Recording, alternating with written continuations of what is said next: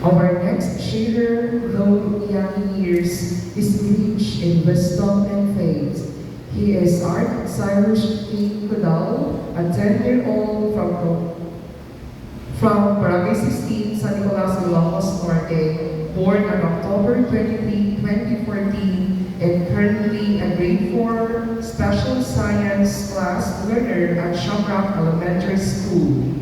With God's grace and support of his family and mentor, he has already achieved what many only dream of, a student with highest honors and an award-winning contender in both national and international competitions. He is a silver medalist at the International Science Olympiad, gold medalist in the National Speed Math Challenge, silver medalist in the National Speed Grammar Challenge, gold medalist in the National Robotics Competition, and a gold medalist in the national and regional Minecraft education competitions. Today, he stands before us not to showcase medals, but to share a reflection from the cross, a word that speaks of completion, surrender, and love fulfilled. Let us now welcome with reverence and pride Art Cyrus P. Cudal, our sixth word and sharer.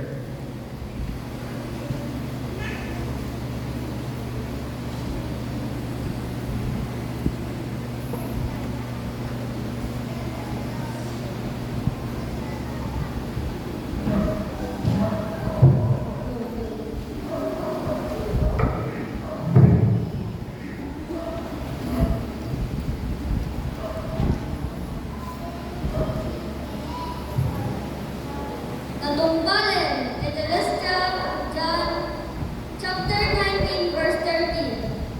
Umuna-unay ang mga kinakidam. Ken kamabsat, brothers and sisters in Christ. Iabrasak man tikablaan ko kada kayo amin.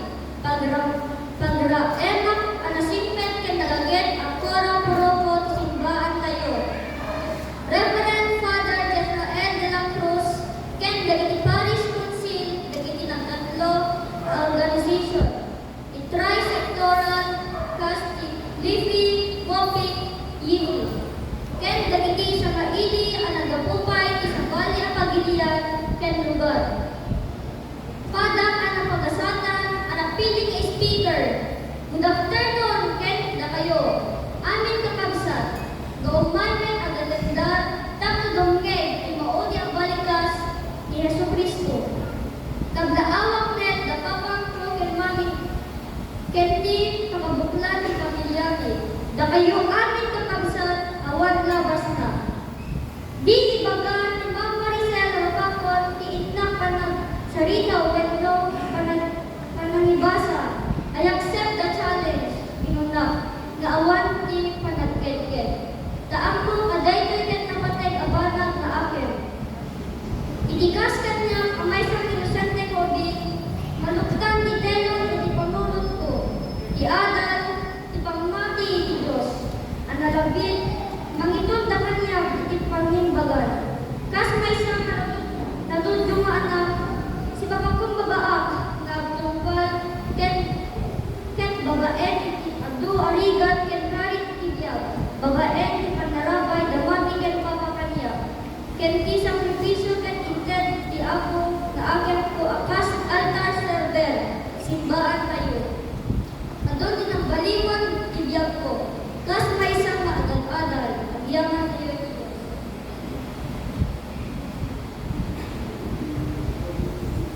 Atong bale, minutos na ngayon ginabagbating tibiyag ni Jesus, ketan gani mapugsat ti agis nan, ang makaiga ko, nagadati, sinagaba, nakaparigan. Kalpasan, ti panangidepel na ti soldado ti Kristo po, itingiwat na. Pinundan ni Jesus, natumpalen. Adun, adaras, nagitayo na dengan, dahil ti kabalikas ti ako kayo, Jesus. Tumatong Mabiyernes Santo, itiin kayo magipagpasitan, malipot pa itikinobing kayo. Haan na tumuto, ti panakaawat kayo, ng patinggalain, ti panakaawat kayo, ti papatay na, akas man maisa, napadto ket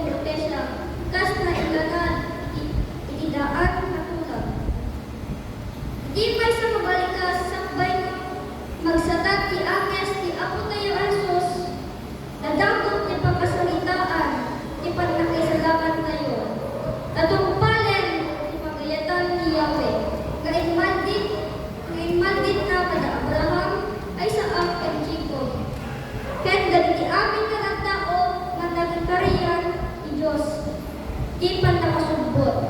Natumbalen, dapuan dayo kabalikas. Nagsamay kaindengan, hangget di pa nakaisalakan. Naayat kabalikas, di may sa kaadipen. Natumpal, itibabon, iti naibabon, kenkuan na kaaramiden.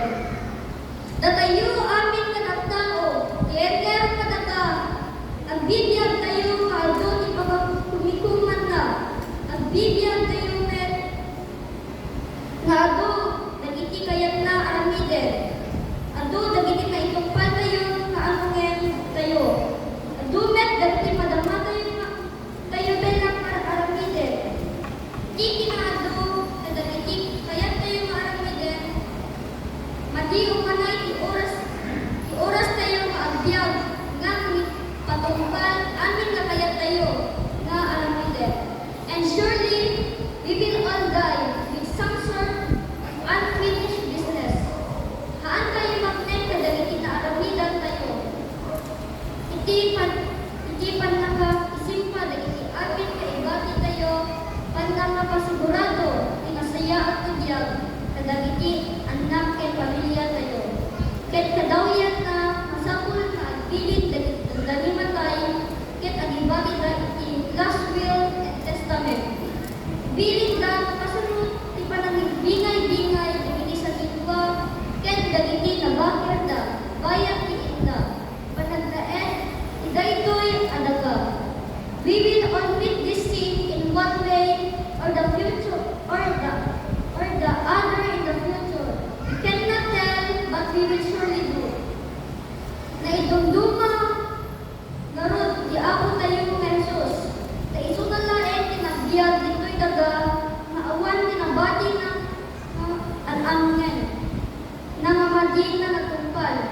Isunalain, tinatay, na makiibaga, naminpinsan ng lalpas na amin, dagiti, redbeng na kaaramiden. Ket awanin sa balipay. Mabalit na, agad, nagduma kalatayo, masabalik na panungutan na, ngayon sumatutal. Itibiyag tayo kitagturong itinaidakan nga panakaisalakan, babaen ken ako tayo nga Diyos, ken di kalbengan nga makipaglaet pagarian na.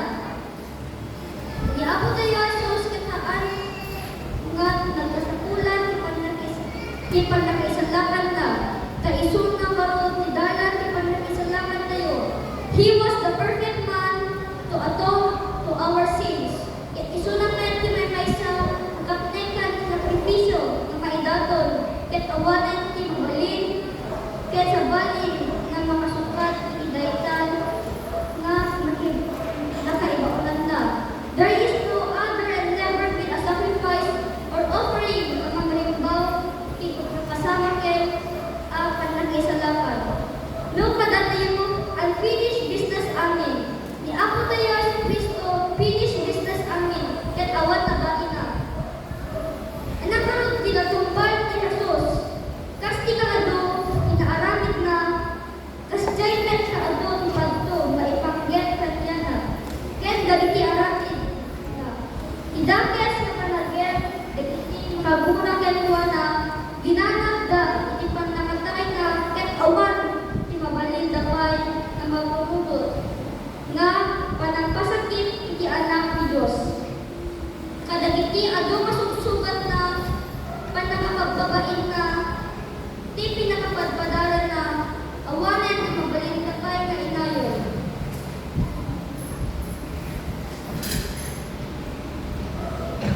Ti pinagsagabat ti anak ni Diyos ket matumpaden. Naibaga ni Jesus iti panangabunyag ti apoy. Wenno panagsasagaba na. Ket dagiti amin nga sumurot ken kuana in Acts chapter 2 verse 23. Kas nayanurot bukod na ang plano. Kadeng na ang ayawan ni Jesus kada kayo. Pinapatayo, pinarubusan niyo, dagiti managbaso ang nangilansa ket kuana iti krus. Dagiti padto, dagiti nagkaon na propeta ket natumpalen. For example, Salmo chapter 69 verse 21. Inikandang iti sabidong, iti mabisina. nga ilong dapat isuka iti mawawa. Salmo chapter 22 verse 16. Lasang-lasangin dagiti imam ken saksama.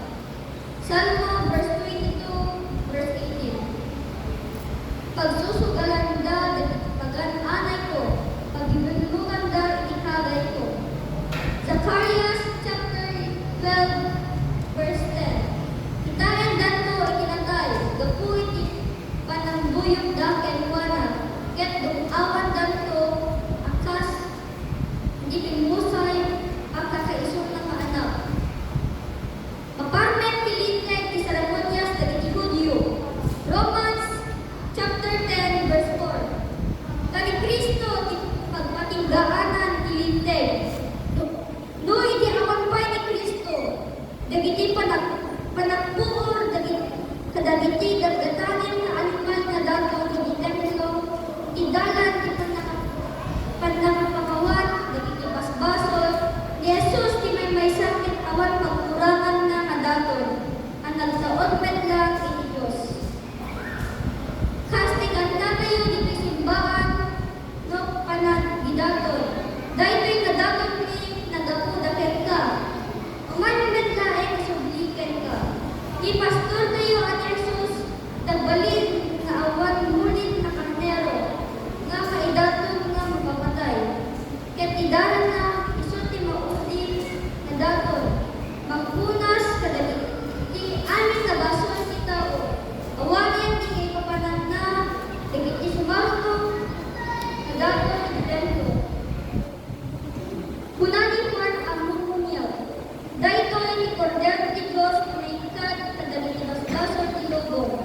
May tungpal ti panakaikat kadagiti basbason babae ti panakatay ni Jesus nga ako tayo.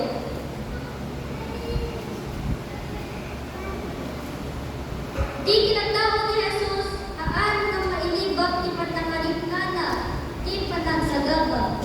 Sa isuket tao na iyanak di makit nagtutuo nagsagaba kinatay akas kadatayo amin. Matungpal iti panakalampas ti amin nga pagrigatan na. Malpasen na indagaan abyan na. Ket kagigdanday na nga pinakakitten ni diyan na. Ket matungpal amin nga nakaibaonan na.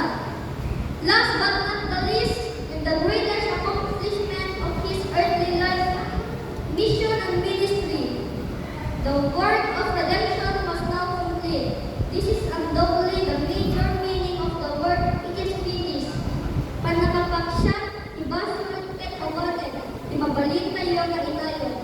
Panakaparmek ti Satanas nga nangibalog kalagayo ibasol. Agubog ti grasya ket nanayon.